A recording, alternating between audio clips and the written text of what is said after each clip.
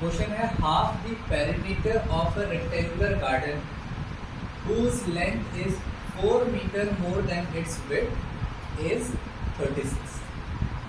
ये जो 36 है वो क्या है? Half the perimeter of a rectangular garden. So this is a rectangular garden.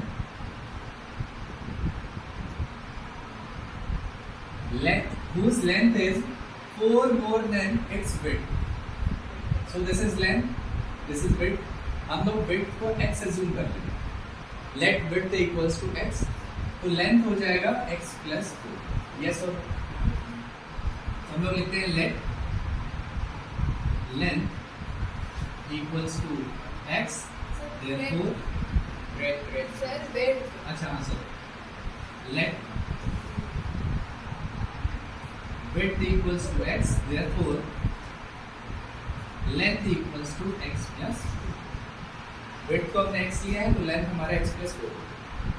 अब देखो half of the perimeter, perimeter का हाफ, जो पेरीमीटर का हाफ है दैट इज कितना? 36. तो पेरीमीटर कितना हो जाएगा? Therefore पेरीमीटर हो जाएगा ये क्रॉस मल्टीप्लाई 36 इंटू, कोई प्रॉब्लम? पेरीमीटर ऑफ रेक्टेंगल कितना होता है? 2l plus b.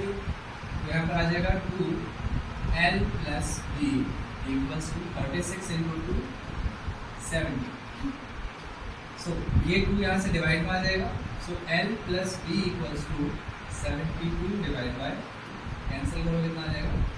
36. So the value of l is x plus 4.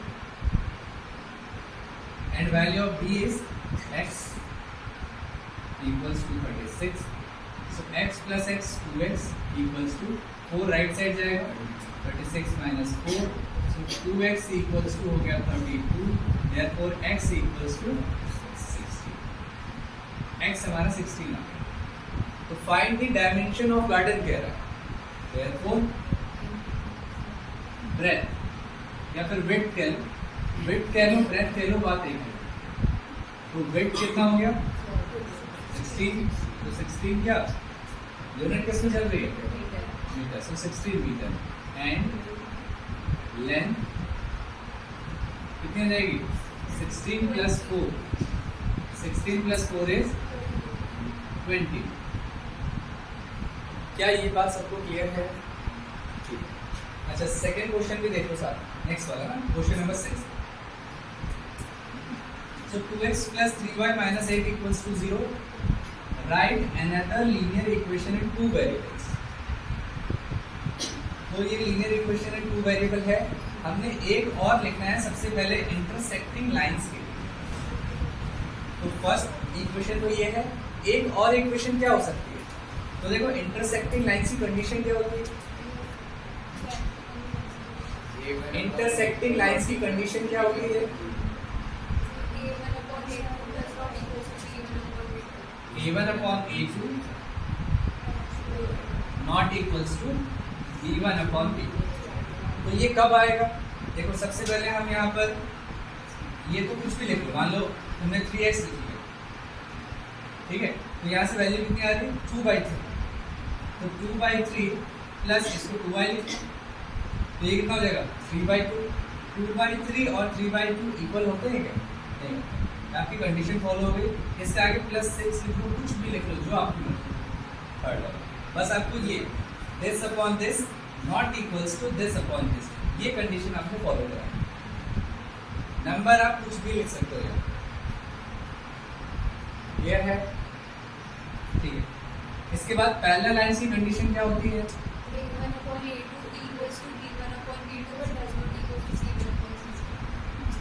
Parallel lines की कंडीशन होगी a1 by a2 इक्वल है b1 by b2 के, not equals to c1 by c. तो सबसे पहले a1 by a2, देखो यहाँ पर कितना है? 2 है. तो हम क्या करें यहाँ पर? 4x लिख लेते हैं. तो ये कितना आ गया? 1/2 आ जाएगा. इसका 1/2 कब आएगा? 6y, ठीक है। और बट ये 2/4 करके 1/2 आ रहा है, 3/6 करके 1/2 आ रहा है, ये हमारा इक्वल नहीं आना चाहिए। तो आप नेक्स्ट वाला क्या करो, +10 = 0। बस तो थर्ड वाला जो है वो इक्वल नहीं होना चाहिए, मतलब ये आपका -16 नहीं होना चाहिए। -16 के अलावा आप यहाँ पर कोई भी वैल्यू पुट कर सकते हैं। समझ में आया? थर्ड, कोइंसिडेंट की कंडीशन a1/a2 = b1/b2 = c1/c2, तीनों ही इक्वल होते हैं।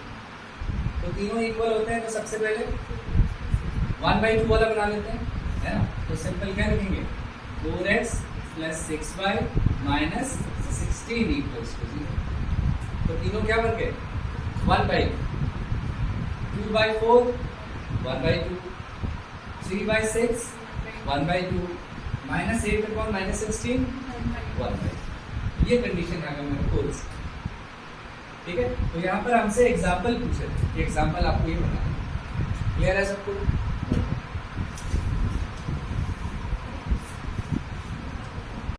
देखो यहाँ पर क्वेश्चन है, draw the graphs of the equation, this is the first equation and this is the second. तो दो इक्वेशन हमारे पास दे रखी है, ये हो गया फर्स्ट और ये हो गया second. Determine the coordinates of the vertices of the triangle formed by these lines and the x axis and shade the triangular ring. तो इससे एक लाइन की इक्वेशन बनेगी, इस इक्वेशन से दूसरी एक लाइन की इक्वेशन बनेगी, और ये दोनों लाइंस कुछ इस तरीके से इंटरसेक्ट करेंगी, और नीचे कहीं हमारा होगा एक्स एक्सिस। तो उससे वो एक ट्रायंगल फॉर्म होगा। ये कह रहा है कि ट्रायंगल की जो वर्टिसेस है वो फाइंड करनी है और ट्रायंगुलर को शेड भी करना है। समझ में आया? यहाँ पर इस बात का ध्यान रखना जरूरी है कि हमसे क्वेश्चन में एक्स एक्सिस कह रहा है या वाई एक्सिस कह रहा है, ठीक है। ये दोनों लाइंस आपकी इंटरसेक्ट हो रही हैं। अगर एक्स एक्सिस के साथ कर रहा है तब तो आपको उसको शेड करना है, और अगर वाई एक्सिस के साथ कर रहा है तो आपको लाइन को आगे प्रोड्यूस करके फिर आपको इसी तरह शेड करना है, ठीक है। तो पहले देखो कैसे।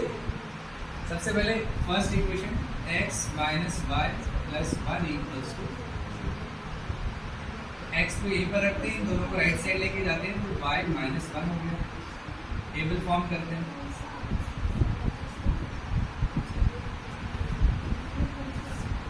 So if y is 1 x हो जाएगा 0, if y is 2 x हो जाएगा 1, if y is 3 x हो जाएगा। कोई प्रॉब्लम किसी को? इसके बाद सेकंड 3x + 2y - 12 = 0।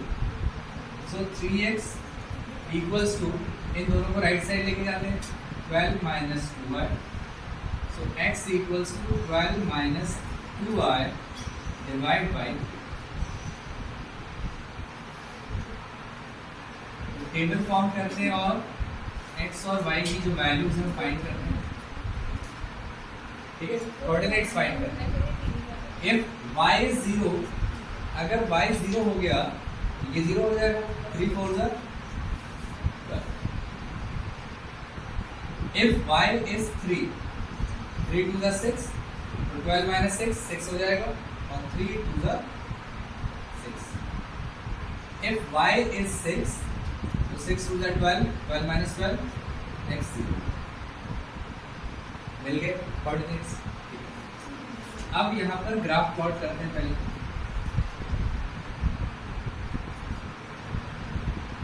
ठीक है। तो सेंटर पे हो गया origin, this is x axis, this is y axis, this is -x, this is minus.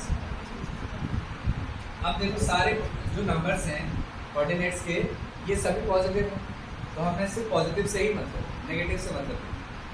तो x में देखो हाईएस्ट कहाँ पर है, हाईएस्ट 4 है, x में 1 2 3 4 5 तक।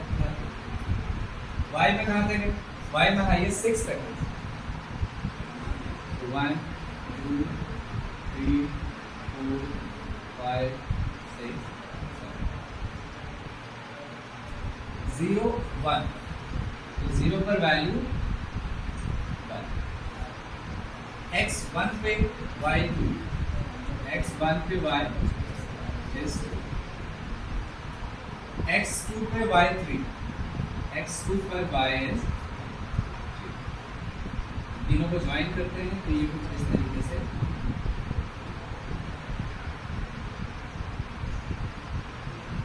और जो भी हमारी लाइन फॉर्म होगी उस लाइन के ऊपर उसकी इक्वेशन जरूर लिखनी। इक्वेशन हो गई है x माइनस वाई प्लस 1। फिर इसके बाद सेकेंड के लिए x4 पे y0, x4 पे y0, x2 पे y is 3, x2 पे y is 3। ये सेम पॉइंट आ रहा है, डबल सर्कल कर लेंगे इसको। x0 पे y6, x0 पर y हो गया 6, ये हो गया। अब यहाँ पर इसको ज्वाइन कर लेते हैं और इस लाइन के ऊपर इसकी equation 3x plus 2y minus 12 equals to 0।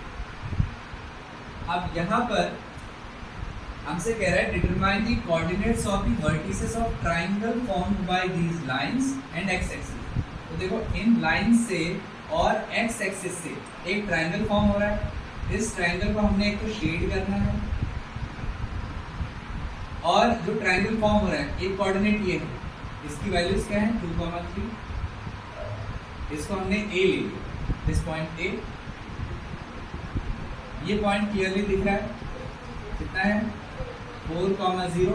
इसको हमने सी ले लिया और ये जो पॉइंट है अब यहाँ पर वैसे आपका -1 आएगा।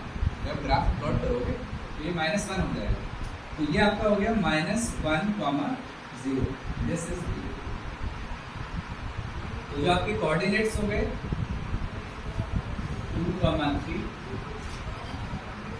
बी हो गया -1, 0 एंड सी हो गया 4, 0। और इसके बाद हमने इसको शेड करने के लिए भी कहा था, तो ये शेड। कोई प्रॉब्लम किसी को?